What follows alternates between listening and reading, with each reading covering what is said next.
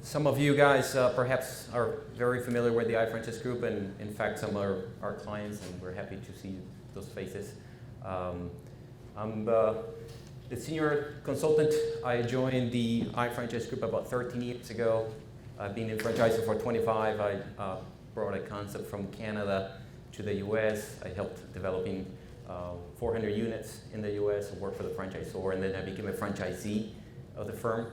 So I've been on both sides of the equation here, and fully understanding what is needed to be successful in franchising is important, and I lived it. And my colleagues,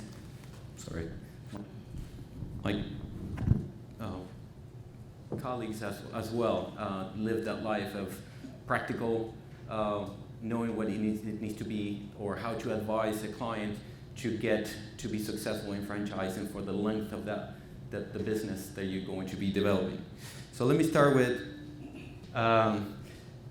tell you a little bit more about the iFranchise Group. We're happy this has happened a few weeks ago. We were, for the 5th year in a row, voted and ranked #1 for the Entrepreneur magazine, something that we take a lot of pride on. It's the Oscars for the movie segment for us to get this recognition. It's something that's been done for the last 5 years, and every single year we got it. So we're very proud of that. Combining our experience with our colleagues, we have over 900 years of experience. We work with 98 of the top 200 franchise companies. We have a lot of senior level executives from different companies there. Now are my colleagues, my coworkers. So we can bring a lot of good advice, real life advice to those clients. We work in 50 different countries. Spanish is my first language, so I do most of the America corridor. So I help a lot of businesses to come from here to South America, or bringing concepts to the US. But we work in different industries, about 75 different industries, and sometimes we have clients in Europe, sometimes we have clients in Dubai, and so on. So the main thing is we have the ability to work on 4 different areas, and all simultaneously. So you could be working with defining the strategy, which we're working currently with some of our clients, and right away start implementing and documenting your operating manuals, and working with your attorney on putting that information that's well tested by our senior consultants in the right place in your FDD, and marketing tools that will help you to go or prepare to go to the marketplace, as well as the implementation of those tools and training and polishing your team to go into franchising. I'm going to touch base, and I promise not to be too boring about this, but I'm going to try to touch base on the cycle of success all the way to validation, which is in franchising the key point. You cannot be successful in franchising if your franchisees are not validated well for you. So how you get all the way to get that validation. So without a good concept, or without a good structure, or a good defining marketing plan on how you spend your marketing budget to be generating the leads that you need to get the prospects that might be a good fit for your brand, or the message that you use. If you don't have a good message to convey who you are in the franchising world, or you don't have the right budget, or you don't have a good sales team, it will have a direct impact on your validation. It will all trickle down that franchisees are not going to speak well about you. So let's start talking about validation. We all know it's vital. And what things can you do to constantly test and make sure that you hear the voice from those franchisees? Lance was talking about the importance of creating community, creating a place where they feel they're part of something bigger, and kind of making them raving fans of the brand. How you connect with them, how you create a space for them to feel part of it. And so that doesn't It starts from the beginning. It starts from the day one that you need to come up with that culture and you need to well establish those rules and you need to make sure that you exercise and create that space. But if you are a current franchisor and you have not happy franchisees, what things do you need to do? How can you do to validate and convert that experience to something positive so they can help you out? So there's a number of ways that you can do and tips that we provide here that we work, in fact, with some franchisors getting the feedback. So we can do mystery shopping and get the voice from the franchisees. You can create, as the Golden Corral has, an advisory council. So you create space for them to express themselves and be able to, share feedback. Lance described it earlier today about most of the brilliant ideas come from franchisees. So you want to hear from them. You want to have that feedback from them. You want them to express and have the place to say, hey, I'm not only work for you and I'm happy to make money, but also you allow me to have a space where I can grow with you and ideas and implementation, adaptations, and go through tough moments as you described during COVID time. So there are a number of phone surveys that you can do. You can hear the voice, but it's important that you manage that voice and those concerns or that franchisee expressing, and you do something about it. And you just don't, I used to complain, I used to say something, nobody hears you, nothing happens, and you don't want that because that is not the validation that you want. You want a happy franchisee again, braving a fan of the brand and expressing that in their community and everybody saying, hey, franchisee is very happy, sounds like the brand is really good. So you want that type of advice. So this are some of the benefits of a good validation is certainly you grow, happy franchisees will come back and buy an additional territory, so they become multi-unit operators of your brand. You have more buying power. Now you represent a larger group of locations, and you can negotiate better with vendors, suppliers, marketing. So the importance and the benefits of validation. Everything starts with a good concept. So that's typically how we start. If you are considering to get into franchising, which some tables here are looking to contemplate the idea of getting into franchising for the first time, the first thing that we do is we look at the model and we say, can this work in the world of franchising? Can this have some sizzle and franchising, by the way, you sell the sizzle, not the steak. So can this show who we are and the return on investment is positive and what we offer is unique and it builds a good reputation. Consumers already like what we do and how we do it. Nobody does it. If you have all those conditions, that you can transfer that know-how, that you can teach others in a short time to do what you do, perhaps you could look into franchising as a way to clone yourself. Then is the structure. The second step is the information or who you're going to be, how you're going to be compensated, what your fee structure looks like. We deal with a lot of franchisors. They come to us and they say, I'm selling, but I'm not making money.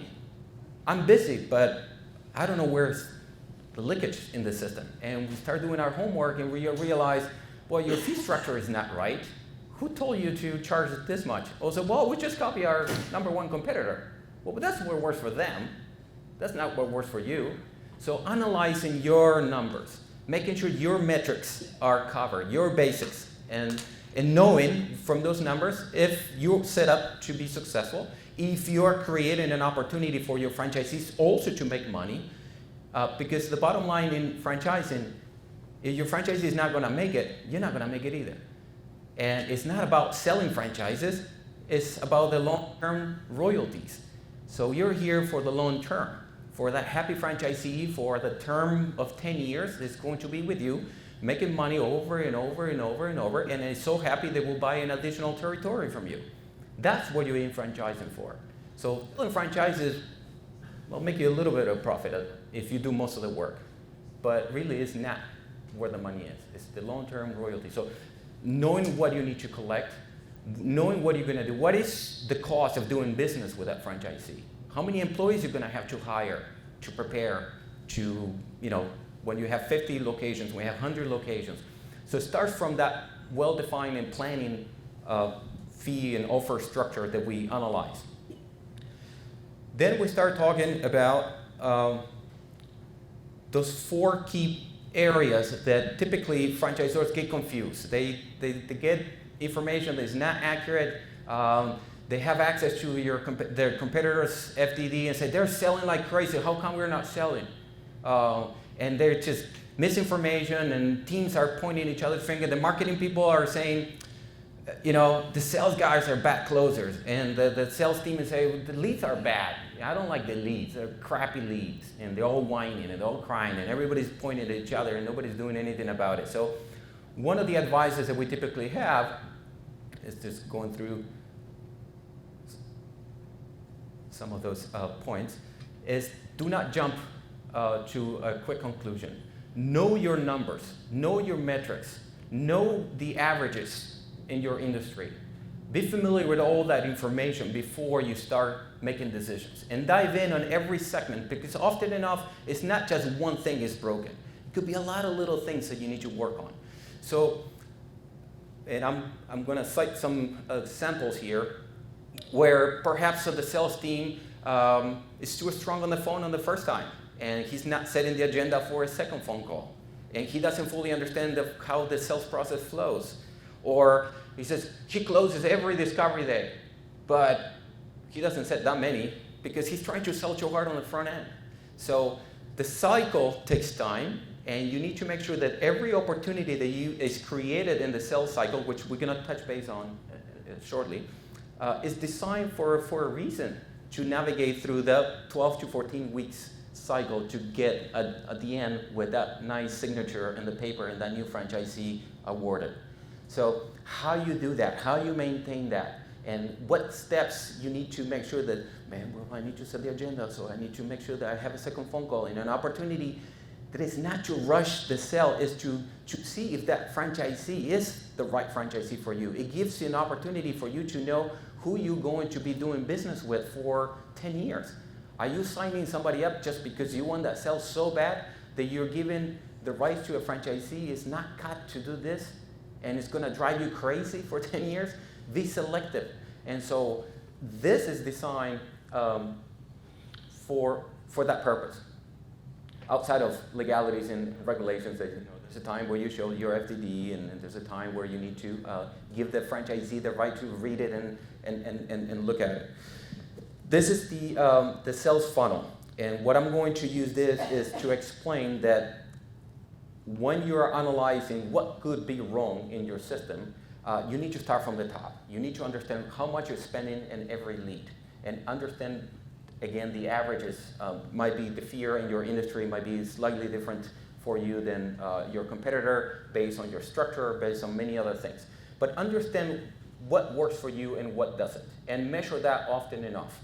And so you need to go back to your numbers and say every 6 to 9 months, look at, we're spending money in, I don't know, social media. What works and what doesn't?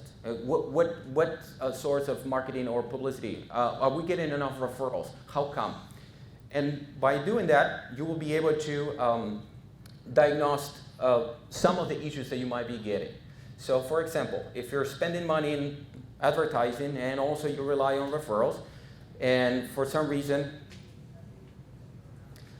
you realize, we're paying too much. These leads are too expensive.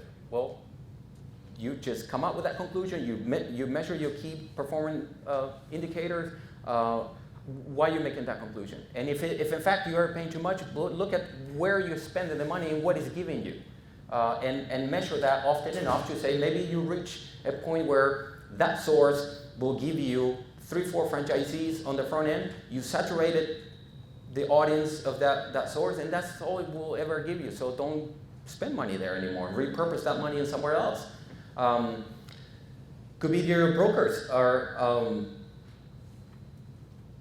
a broker doesn't know you well enough, and it doesn't have the confidence on showing your, if you're working with, I don't know how many are working with brokers here, but if you do, could be that brokers are not confident enough in your brand, and so they're not bringing you leads, and because they present somebody else's. And so maybe you need to re-engage with that broker. Maybe you need to talk more about who you are and the benefits of your brand and the commissions that they can make by working with you.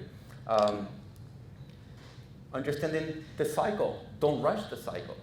We're going to touch base on that cycle in a little while. But making sure that you fully understand that it's designed for a reason and it takes anywhere from 12 to 14 weeks, and respect that process and make sure that everybody's doing their part in that process.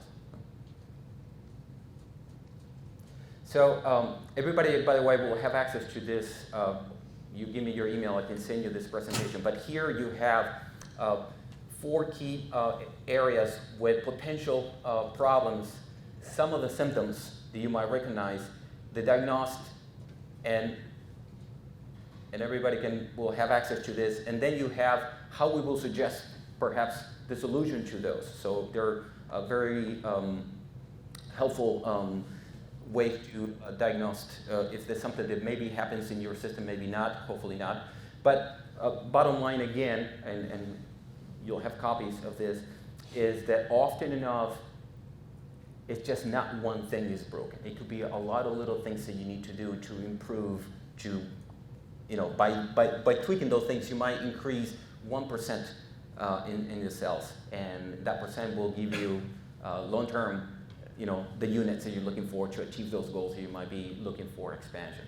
So keep in mind that, again, that it could be that you have to dive in your key performance indicators and start looking at everything, not just one thing, but several things. Make sure that everybody is fully understanding what each department needs to do, what is their goal. If you're in marketing, you need to help us generating this many leads, because out of this many leads, we're gonna close this much. Historically, we close 1%, 2%, or 3%. If you're a good franchisor, maybe 4% of your leads. Top dogs in franchising are closing about 4% of their good qualified leads. And so know those are the numbers. You're going to go through a lot of phone calls to make that one franchisee sign the paperwork. So don't get frustrated. Don't get discouraged. Inform, communicate your team about what is expected, what is that they need to do to prepare them to face all those situations. Another area that helps you to connect with the right audience is the marketing, and how effective your marketing is. And often enough, we do review critique of materials from our clients, and it's too focused on the consumer side, and it's giving the wrong idea or the wrong picture, or so sometimes even pictures. One picture can make a world difference when you're trying to capture a prospect. It could be that the picture shows a beautiful, hairstyle salon with chairs, and the back of the picture is the franchisee standing and inviting everybody to come and consume. And the consumer side, that could be a great picture, because you think, oh my God, it's empty chair, I'm going. I have a spot, I don't have to wait. On the franchising side, that photograph might be franchisee's nightmare, an empty place. I invested and nobody's there. So you could be projecting the wrong thing. So it's important that you know, especially in a highly regulated environment as franchising is, that you work with Richie, with your attorney, to look at the content of how you're going to deliver that message, how you're going to convey who you are. There's a lot of no-nos, the words that you cannot use, so make sure you don't get in trouble. Use the right pictures. Make sure that you invite in an investor to look at your business, not a consumer. So it's a different business. If you were in the business of selling pizzas, now you're going to be in the business of selling franchises. 2 different angles. So make sure that you prepare to support that angle, to justify why you and not the next guy. There's a number of things that you can do to put yourself in front of the right audience and finding the caliber of prospects that you're looking for. One thing is look at your competitor and who are those franchisees. Go to social media, go to LinkedIn and look at the profile of those franchisees. What they've done in the past. Maybe something specific about the industry where you need to be a doctor, or you need to be a certified chiropractor, or you need to be whatever it is. Or maybe it's that all you need is customer service, some exit experience, and cash, and this and that. So look at the profiles of your competitors and see, maybe it's something that you can go to those markets and do what they do, since they're so successful selling franchises. We talk about repurposing the 10 to 20% of your marketing budget. Look at your sources that you use. If you are not getting the leads over and over and over, stop spending money on the source that's not working. We go from portals work, portals don't work. Well, maybe you need to be in one portal because your competitor is there, but maybe you don't need to do every portal there is out there. Maybe you can repurpose some of that money and put it somewhere else, or try something new. So always measure your numbers. Don't waste money. The secret here in franchising is the more money you pour on the top of the funnel in your advertising, the more leads you're gonna get. And if you have a good team in place, you're gonna close that many franchises. But you need to know where you put in that money. What source is giving you what you're looking for. Change is constant, and that's something that what worked for you this month might not work next month. And so you need to adapt, and you need to move quick so you don't waste resources and money. Understanding the process or the length of the cycle of franchising, 14 weeks, don't rush it. Again, look into your system often enough so you don't let a year go by and you're like, oh my God, we're just wasting money for a year. Here we go again. So measure that and make sure that you have somebody allocated to do that constantly. And so mature franchisors, they have a marketing team allocated to do this over and over and over and over and looking for opportunities to tweak, to change, adapt. We talk about the market change. We have a dramatic COVID that reshaped the whole world, and that forced us some to become and have new habits. On every Friday, now I do things differently. Okay, but make sure if you're a new franchisor that you're doing that from day one, from now on. That you constantly looking, or you as you grow, you put team in place to help you be successful and meet those goals in the future by measuring things properly. I'm going too fast here. Sorry with the clicker, it's not my thing. Measure the cost per lead. Most of us look at the cost per sale, but cost per lead might give you all the opportunities you're missing. Cost per sale might give you just one picture of the success. So look at those key performance indicators closely and make sure that that you and your team are measuring that properly. Reiterating the same over and over and over because it's important that you do. Marketing materials and message, we talk about the importance of make a difference between your consumer marketing and franchising marketing. Do not copy what works for your competitors. Have your own personality in business. Define who you are, know who you are, and stay in that lane. I know that Little Caesar is here, and I always talk about Little Caesar in my presentations. They don't pretend to be Pizza Hut or Domino's. They know their lane, and they advertise, and that's what they do well, and they stick to their lane. So this is something that came from the Macmillan Doolittle consulting firm that talks about what you're best at and stick to that. You can't become everybody.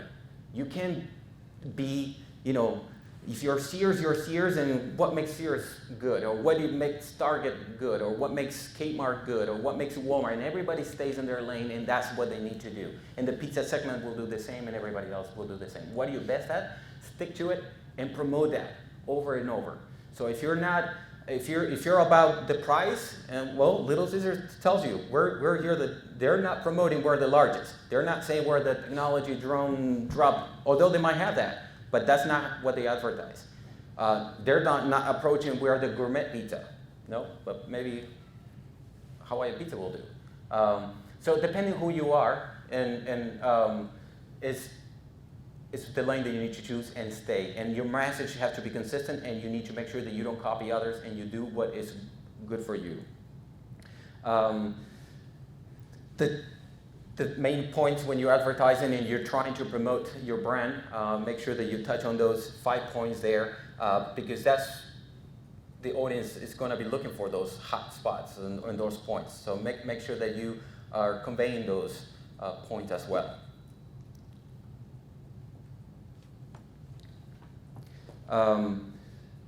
Another thing for anybody that's here today, if you have any materials you want us to we can look at them, we can review, critique. This is something that we're doing to all Regis clients for free. We can look at it and we say, yeah, there's an opportunity here to change something. Perhaps this might be confusing. So if you have any materials that you want us to look, feel free to send us. We'll look at it and say, yeah, it looks good, or perhaps there's an opportunity to do something different.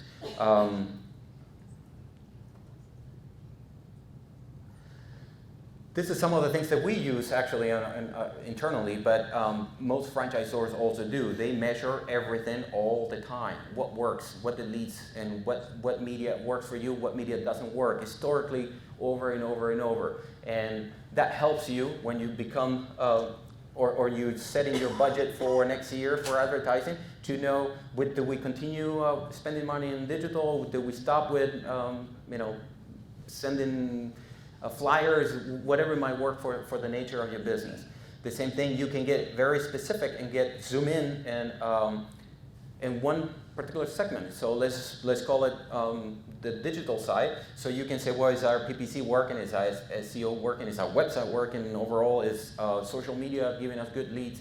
What type of return are we getting from those leads? What is hot? What is not?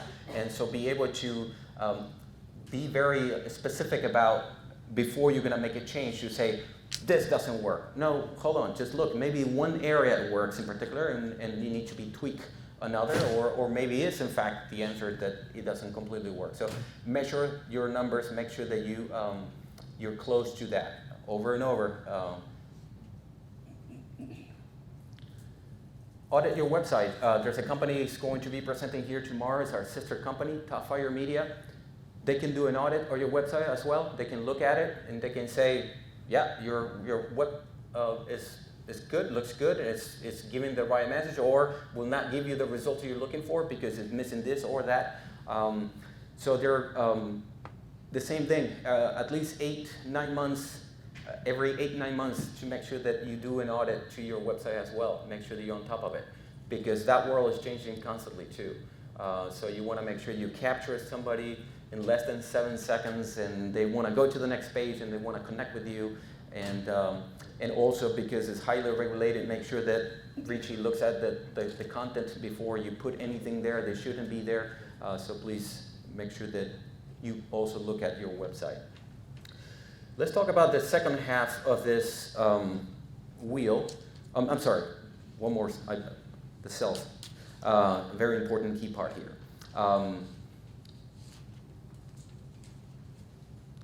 Which is certainly an area that,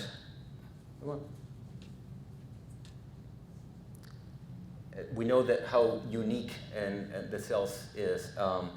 You're telling somebody to quit their job that they have, their vacation, they have a 401k, and by the way, you don't know me, but I'm a brand, but sign this paper and come to work for us.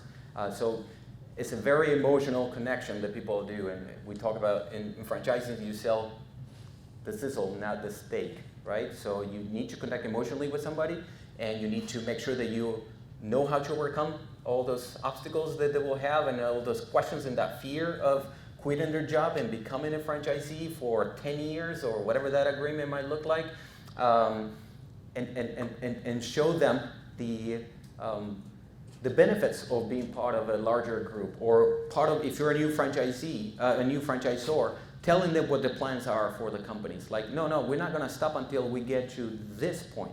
So you join us now early, or it might cost you more if you come later.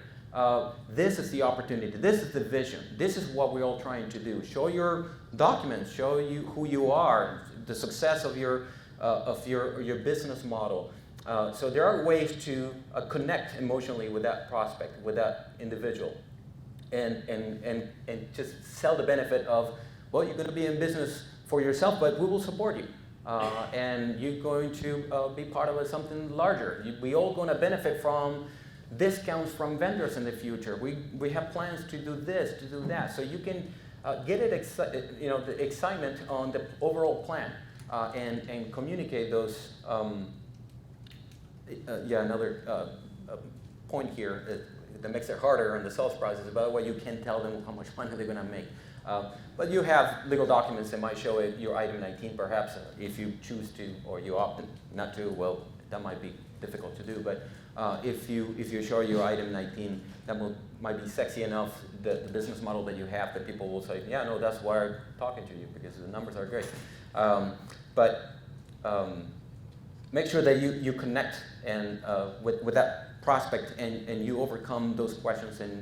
And this is why it's designed, the flow of the sales process, to give you an opportunity from the first time that they connect with you to fill the form on a website, to get a brochure from you, to a phone call, to a second meeting, to keep going all the way until they sign your agreement on a discovery day. And they picture themselves doing the work and opening a franchise. But it's designed this way, so it gives the opportunity to that franchisee or potential franchisee to really ask those questions they might have in their mind. It's like, I don't know, how about this? And so might be an opportunity here for that potential franchisee to sit in front of an operating manual and say, oh my God, all the answers are here, all the recipes are here, everything that I've ever might have a question about is going to be given to me, and yeah, we're going to train you, I'm going to support you, and we have so-and-so that's going to be your field rep. And so you can kind of kill all those ghosts of fear and that change of leaving a place that is solid or to become their own boss in a way. So make sure that, and again, everybody will have access to this flow chart, and so you can use it internally. Make sure that your team does it, and make sure that you look at how they do it. You mystery shop them. Make sure that you poke the team to make sure that everybody's doing their part, and things are not done in different order that can have an impact on low results later on. Leads are too expensive to be playing with them, so you want to make sure that it goes naturally all the way. Here are some points on things that you can look into to help your team to improve. There's a long list. Again, everybody will have access to this. You can use it for homework purposes. The same thing, we have a chart that can help you out. The same idea, how your marketing and your sales process works and floats. Make sure that this is how you navigate from understanding who is in your segment, how they do, what they do, not because you're going to copy them, but knowing that you're going to be competing with those. When you go to the marketplace and you're trying to recruit a franchisee, that franchisee might be looking at several players. So make sure that you understand how they move, what they say, and use that information as part of the documentation or the preparation for you to support your marketing strategies or your sales audits. The second half of the wheel, which is once you select the franchisee, you did everything right, got a great value proposition, good fee structure, all well documented by Richie, marketing plan, so you're effective about where you put the money in the market and you get the leads, your sales team close the deals. Now you selected the franchisee, and now you need to teach them about the business. So one of the things that you need to make sure that you do have is a very good operating manual.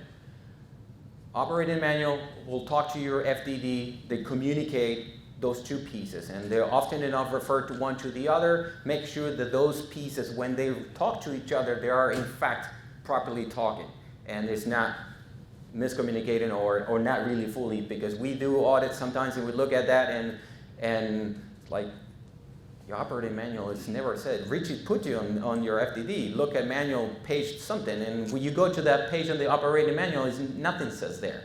So make sure that will prevent you from future misunderstandings or litigations with franchisees or bad results in the business performing differently because something simple that somebody's skipping. So make sure those pieces are there. So the purpose of an operating manual also is training. Make sure that everybody's uniform, everybody acts from the same book. If it's not in the book, you cannot do.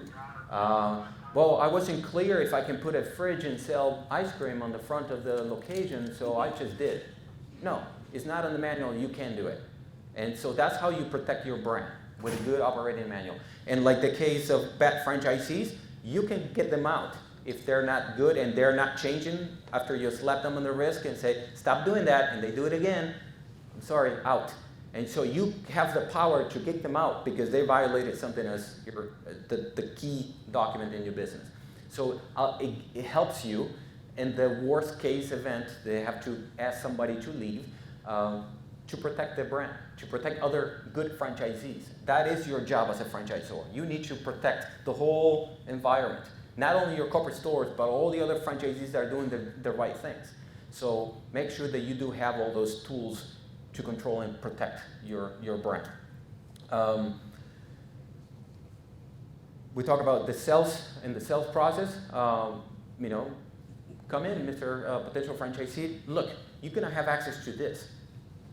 This is, maybe it doesn't have all the time to dive in and because didn't sign yet the agreement, but at least we'll have a sense of this is how good and how well committed we are in the business to give you access to everything that we do, and every supplier that we use, authorized individual, and everything will be documented here. You will have access to this information, so you will operate the business the same way that I do it in my corporate setting, and nobody will be different. So the importance of a good operating manual. So a good operations manual will avoid litigations, misunderstandings, potential headaches. A bad operating manual is franchisor's worst nightmare. So make sure that you conveyed in your manual brand standards, best practices, and recommendations, so everybody uses that. And there's a way that you phrase things that if you're in the food business and the cooking temperature from one state might differ from the next, that you are put it in writing in a way that it's up to the franchisee to understand, well, what's the state cooking temperature in Washington? 156 degrees? Okay, so I have to ignore the 130 that I heard from another franchisee in another place. So it's your job, franchisee, to follow the standards and be up to code with that state. But you have to put it in a way that the franchisee will understand that that's his job. So how you phrase things, too much information or too little information can create liability. So you need to make sure that you have the perfect setting for the franchisee to duplicate that. A joke about so far so good, right? I mean, sometimes it's like, oh, my operating manual is great. So far, we don't know yet. You might be one of those that maybe is an issue one day. It costs you so much money to fix that problem, and it's something that was so obvious, it's so they should be done on the front end early in the game, not waiting until, so far so good. So make sure that your operating manual is not just like, maybe, so far we didn't have any issues. Yeah, well, get somebody to look at it. The same thing. If you have an operating manual, you're not sure about it, give it to us, we'll look at it. We'll look at it for free, and we'll say, hey, there's an opportunity here in a couple segments where you need to polish this. It's not clear what the franchisee needs to do or who's doing what and what time of the month or whatever to make sure that closes the door to that potential litigation or misunderstanding. This is the same chart or the same flow chart on how we prepare an operating manual. So you can have access and you can talk to or share this with your team. Make sure that, in fact, this is how you go and you document the business and you're not missing those key components to develop the Bible of your business. Beyond the operating manual, things that we offer is train-the-training program where, let's say your brand offers area developers and your franchisee is going to train other franchisees. How good is that training? Word of mouth.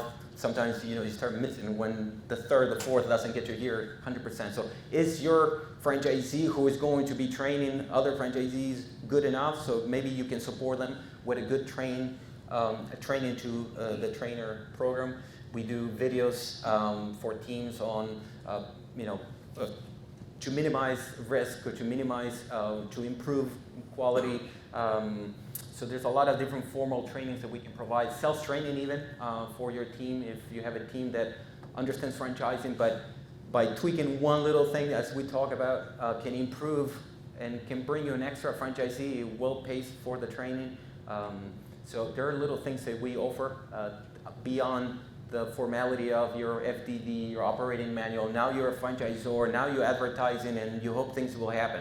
No, you're gonna have to be in the constant state of supporting the business, adapting, polishing your team, providing your team with the latest, because if you want the latest results, you have to communicate that. You have to provide your teams with the latest tools that are available, or at least for them to understand where to find them or what's expected, what are the measurements that they need to use, or the metrics to be able to perform well.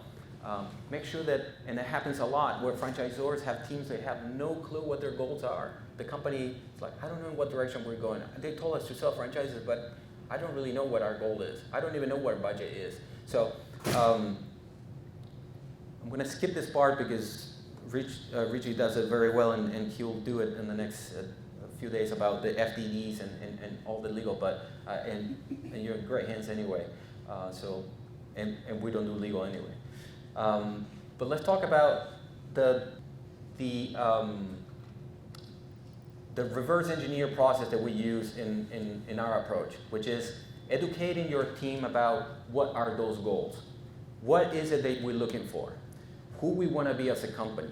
How many franchises we are planning to sell this year and then the year after? And reverse engineer those numbers and say, okay, so if we need 12 franchises this year, 1 a month maybe, we need this many leads, because if we only close 1 or 2% of those leads, this is how much money we need to spend in advertising to produce that amount of leads to close that many franchises. Do you have the resources in place to open 12 franchises and train 12 franchisees? So in order to plan and be effective, you need to know what those goals are and communicate them to your team. I'm going to say that many times. Teams are often lost, and when we do audits, we talk to teams and like, I don't know what they want from us. I don't know what the numbers are. Nobody shares those things with us. So be transparent. Something that Lance was sharing earlier is communicating with franchisees, communicating internally. That's feeling part of the culture that we were talking about. And just make sure there's no ghost, there's nothing hiding. We're all in business together. You do this part, I do this part, the franchisee will do that part, and we all have access to the information. Gap analysis, this is part of what we do. So this is a simplified exercise that maybe you can use it internally and say, well, our company is looking to be worth $20 million in the next 5 years. And you can plug in your own numbers, and again, it's a very simplified exercise. And maybe we want to sell the company in 5 years to maybe a private equity company or whoever. And if the average sell is 15 times earnings, and actually we have clients that have been selling their company for 20 times or even more. But let's just use an average of 15 times earnings, $20 million that you're looking to achieve. You know that you need to do $1.3 million a year, and using the average initial fee of $30,000, and I'm not even using royalties or any monetary way to be compensated. I'm just very simplifying.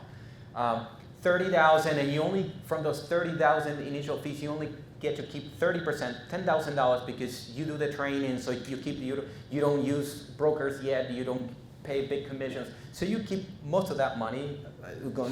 Pay salaries for the trainer and this and that, and the cost of doing business with that new franchisee, but you keep some of that money. In a simple math, you will know that you need about 130 locations in 5 years. So, okay, at least my team now knows we need 130 locations to be open in 5 years. Okay, so knowing that number, you will know, okay, on year 1, we can shoot for 10 sales. 10 awarding 10 franchises and 15 additional in the second, and so you can plan properly once you know what that number you're aiming for. With a good planning, you will be able to know when you need to start hiring your employees. Don't bring it too early. You're paying a salary for somebody you have 2 locations, you're paying big salaries. You don't need that yet. Maybe when you get 6, 7 locations, it's time to hire somebody to help you. So it gets you out of that picture and you replace yourself with an employee. and you have money in the system because you already open franchises, the money start rolling and you get royalties and you can reinvest in the program. Maybe you get to a certain level that you need additional support for your sales team, so you bring additional sales members to that team. Field support, trainers, the same thing. So with good planning, you will be able to prepare to be successful and get your franchisees to perform and have everything that they need so they don't have to wait for you. Because as we all know, selling a lot of franchises and a franchisee that give you already money is waiting for you to come and open the location with them, that is not good validation either. So we sold 200 locations, but we only opened 10. Well, that looks horrible on your FDD, believe me. And it might scare some people. It's like, I'm not giving money to this guy. I don't want to wait. I already commit to this money. I want you to help me to open my location. So that also can be an issue. If you're trying to go faster than you can help or open locations, that doesn't look for anybody. So the validation is, I give money, they help me, I open my location. The faster that franchisee opens and gets profitable, the better the validation becomes. So you need to make sure that you prepare to know how many people you're going to need to support to do that, for your system to do that. How many marketing, the budget, what it looks like to produce that many leads, to get that many franchisees, to close 10 on your first year, 15 on the second, 50 additional ones on your fifth year. How big is the office? We moved to a new office. Well, got you in the wrong time. But besides that, you need to plan. What we supporting 400 locations.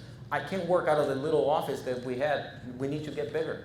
And so what that number looks like. Is that number included on the fees that you're collecting? I mean, the franchisees will pay you for things like that. And in the form of royalties, in the form of initial fees. Do you have the resources to do all that planning when you get to be a 400 unit or more locations franchisor? So the planning starts from the beginning. You can go to a franchisee later on and say, by the way, can you give me a percentage more or half of a point because I had to hire Jimmy and my team is getting bigger and I don't have enough money. I'm actually not making any money. I can't support you anymore. And nobody will give you money.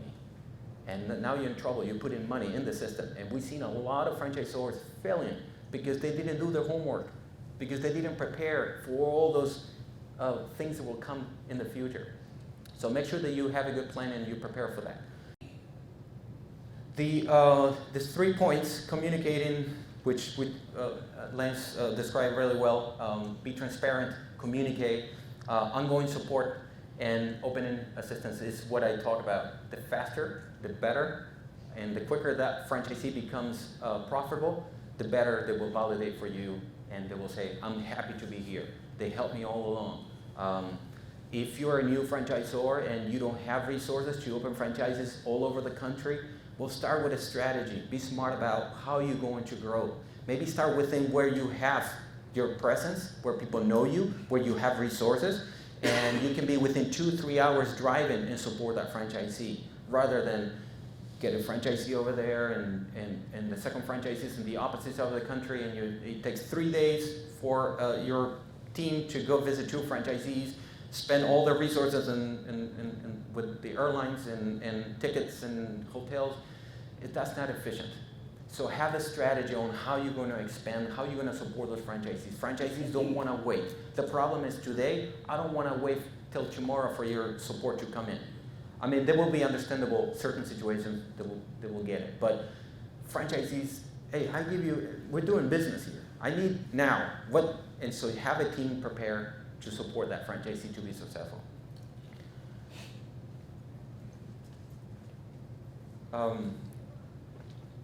The same, here are some tips and things for you to take home. Feel free to give me your business card. We'll email you this presentation, or if you touch base with Richie, they have a copy of this. But bullets on how to improve your communication. Be transparent. Allow the franchisee to feel part of this. Let the franchisee feel that they have a voice and they heard and they're part of a big plan. And it's important because those franchisees are not going to renew, or they're not going to come back and buy an additional territory from you if you're not a good, transparent, good communicator, good franchisor. So make sure that you are having a good time. You're celebrating success. We're all growing. We're going through struggles together. When it's time to buckle up, whatever, they will respond. They will support. They will be on board with you. But you need to do your part. And it takes time and money to do that, to be a good franchisor, and spend it and do it and create places and celebrate when there are reasons to celebrate. And if it's something that needs to be changed, make sure you test that before you go to franchisees and say, we're just changing colors, we just put in new items. Like, do you test that? No, but it's gonna work. No, just make sure that you test those numbers. Make sure that franchisees will say, sure, you giving me another product or another service or something else that make more money. They'll implement that. They have no problems with that. But make sure that you do that you prepare before you launch or share something. It's like, no, it's going to be seasonal. Yeah, but you test. No, but we heard this is going to work. Our competition is doing. Do your work. Set up before you are going to implement something. Finally, this is a major or bigger picture of the audit process. You will have access to this again. Could be that maybe it's not yet an issue, but how to avoid that, you can use it as a way to avoid potential, we got too far in the woods and we need to get back to the road.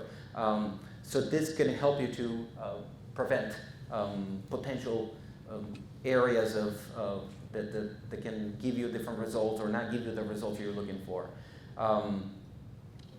Again, I'm open for questions, and I would like to, I have tons of stories and situations. I didn't want to bore you with a lot of information because it's not a fun topic to cover, but I want to make sure that that you feel that you understand that it's not one thing, it's multiple things. And make sure that you have that chart in your desk and you look at how we doing in marketing, how we doing here, how we doing here. And when you're not closing sales, don't get frustrated. Just analyze your numbers and go back and say, well, it makes sense, okay. No, but it's not just us, it's the whole industry this way. Okay, then maybe you come down a little bit. So before going with your information or misinterpretation of a diagnosis, make sure that you look at the key performance indicators, you make a well-educated decision, and then you go back to your team and say, is this my imagination and we're not performing well? What do you need to close? And maybe it's a simple thing. Maybe you'll say, well, the last 2 months sales were weak or we didn't have enough sales. Did you change the budget? No, and you dive in and it's like your website wasn't even working. It happens a lot, simple things. We got franchisors like, oh, we spend thousands of dollars in a new website and it's not even plugged in, it's not working, it's not producing any leads. Doesn't give you that validation. You put flyers everywhere, you went to a trade show, people go home and they're trying to find you on their phones and they can't find you because your website doesn't work. So make sure that you're on top of it. Make sure that things are working. Make sure that you measure everything, either to keep it or to replace it. Repurpose the 10 to 20% of your marketing budget and repurpose it. And measure that. And if it's not giving you what you're looking for or you already plateau, because that's all it's going to ever give you, that source, reinvest it somewhere else. Keep using money, but in a smart way. So be smart. In fact, by advising this type of things, we have a client that we did an audit, and we helped them to find a couple points. They opened 80 additional franchises without increasing their marketing budget. So often enough, it could be just a simple thing. Oh, I didn't know better. Oh, I thought that this is the direction that we were going, and it was miscommunication, it was misuse of the tools that can be adjusted. A simple adjustment, and without adding more money, gives you that many franchises. I think that that talks about, my validation of the process of staying on top of it can produce good results. Questions? How many here are franchisors with less than 10 units? Okay, and how many are with over 50? Great. And for those that have a lot of units, how long you been franchising? How many years, average? More than 10 years, 20 years? Well, you guys are giants, yeah. with